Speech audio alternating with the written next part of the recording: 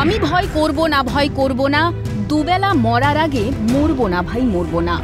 রবি ঠাকুরের এই লাইনগুলি যেন সার্থকতা পায় সুন্দরবনের লড়াকু নারীদের অঙ্গীকারে।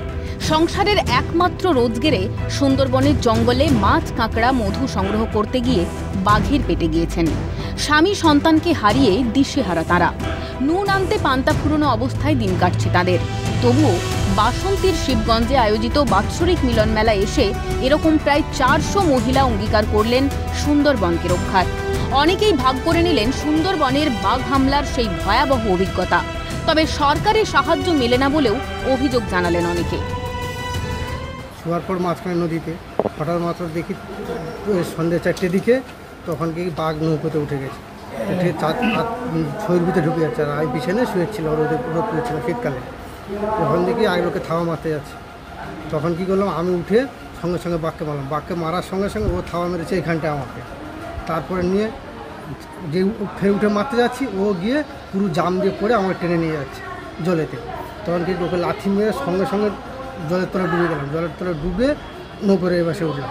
তারপরে ওখানটা থেকে হাবতে ওখানটায় ক্যাম্প, ওই ক্যাম্পে এলাম। এছাড়া সরকার থেকে তো বললো ফরেস্টার থেকে কিছু দেবে, ব্যাংকের নাম্বার টাম্বার নিয়ে তাও কোথাও কিছু নেই। আমি পাশে নৌকো আমার পাস করাই ছিল আমার, কিন্তু কোনো সাহায্য পাইনি। কোনো সাহায্য পাইনি। হ্যাঁ, বাঘের সাথে লড়াই। তখন আমার ভগ্নিপতি 22-23 হাত দূরে গেছে। তখন এই লাঠি নিয়ে আমার ভগ্নিপতি খুব শক্তিশালী এবং চোখে চোখ রাখি, সাহসশালী। ও মন্ত্রতন্ত্র কিচ্ছু বিশ্বাস করে না। এইবারে এসে এমনি বাঘের পিঠে মাথায় লাঠি মারলে ও বাঘ তখন 3টে বাড়ি খেয়ে ও আর কি আমার দয়ার দিকে হাতা তুলে দিয়েছে, বুঝলেন। সেই হাতা তুলে দিলে এখন লাঠি এইভাবে আর তুলে দিয়েছে, দিলে ওই হাতা দুটো এইভাবে ধরেছে লাঠিটা। এখন যারা একবার ঠেলে, বাঘ একবার ঠেলে, এইভাবে ঠেলাঠেলি ধস্তাধস্তি করে তারপর তারাও এক ধাক্কায় ফেলে দিল বাঘকে, দিলে বাঘ উঠে চলে যায়। সাইডে জঙ্গলে বাঘ আছে, ওখানটায় জাল ফিনিশিং করা ছিল। এবার বাঘটা মানে পিছন থেকে হেঁটে হেঁটে গিয়ে মানে আমার স্বামীকে লক্ষ্য করে মানে জালের উপরে জাম দিয়েছে। মানে ও দেখতে পায়নি যে বাঘ পিছনে ছিল, ও দেখতে পায়নি। এবার ও দাঁড়িয়ে পড়েছে, বাঘটা ওর সামনে জালের ভিতরে দাঁড়িয়ে পড়েছে, জালের ভিতরে, আর ও জালের বাইরে ছিল। এবার জালের উপরে জাম করে বাঘটা জাল ছিঁড়ে ফেলেছিল। তারপরে লাফ দিয়ে আমার স্বামী ঘাড়ে পড়ে গেছে। বাঘের সাথে লড়াই করেছে। তারপরে ওনার এখান থেকে মানে ঘাড়ে এসে পড়েছে এমনভাবে যে ওর ঘাড়ে স্পাইনাল কর্ডটা করে ভেঙে দিয়েছে। আগে তো তারা নিয়ে চলে গেল, আর যারা ছিল তারা পাশে ছিল, তারা বলে তারা নিয়ে চলে গেছে। তারপরে তো আমরা মাছ কাঁকড়া ধরে ধরে ছেলে মেয়ে কোনো রকমে বাঁচিয়ে রাখি। সরকার কিছু সাহায্য করে না?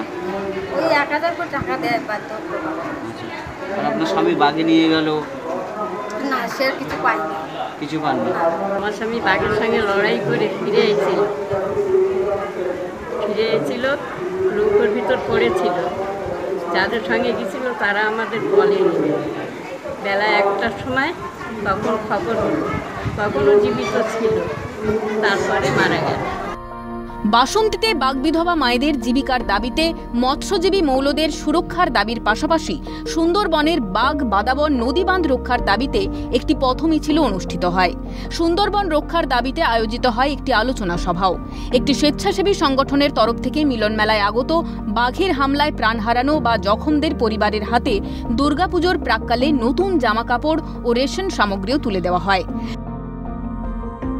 একই সঙ্গে সমস্ত বাঘে আক্রান্ত পরিবারের সদস্যদের নিয়ে একটি পুনর্মিলন অনুষ্ঠানে একসঙ্গে মধ্যাহ্নভোজ ও একসঙ্গে সুন্দরবনকে রক্ষার অঙ্গীকার করেন সকলে।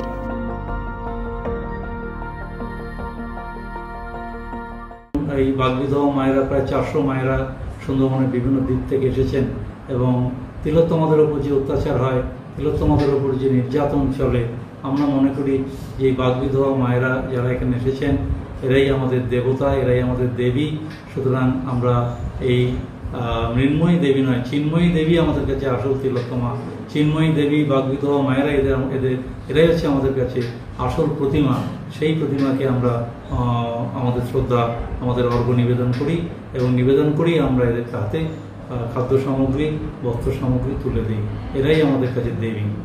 আমাদের সীমিত সাহায্যে আমরা তাদের হাতে স্বল্প উপহার তুলে দিয়েছি, তাতে হাসি ফুটেছে, আমাদের আশীর্বাদ দিয়েছে। সেই আশীর্বাদকে পাথেয় করে আমাদের যে বৃহত্তর পরিকল্পনা রয়েছে, আমাদের শ্রদ্ধেয় শিক্ষক শ্রী অমলদার অভিভাবকত্বে সাধন সত্য ওয়েলফেয়ার ট্রাস্ট চম্পা মহিলার সাথে একত্রিত হয়ে আমরা যে পরিকল্পনা ইন্টিগ্রেটেড প্রজেক্ট যেগুলো করার চেষ্টা করছি, সেগুলোর জন্য আজকের আমাদের সংকল্প আরও দৃঢ় হলো, প্রত্যেকের হাসি মুখ আর আশীর্বাদ ধন্য হলো। সুন্দরবন নিয়ে সচেতনতার বার্তা দিতেই এই উদ্যোগ বলে জানালেন স্বেচ্ছাসেবী সংগঠনের কর্মকর্তারা। আমাদের যেটা দাবি, যে সুন্দরবনকে রক্ষা করতে গেলে এই মৎস্যজীবী, মৌলে, বাঘ বিধবা মায়েদেরকে বাদ দিয়ে করা যাবে না।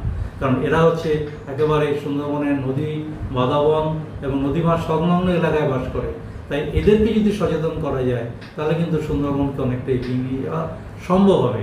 সেই কারণেই আমাদের মূল যে বিষয়, সেটা হচ্ছে সেফ সুন্দরবন, সুন্দরবনকে রক্ষা করো, এবং সুন্দরবন বাঁচলে পরে আমাদের দেশ বাঁচবে।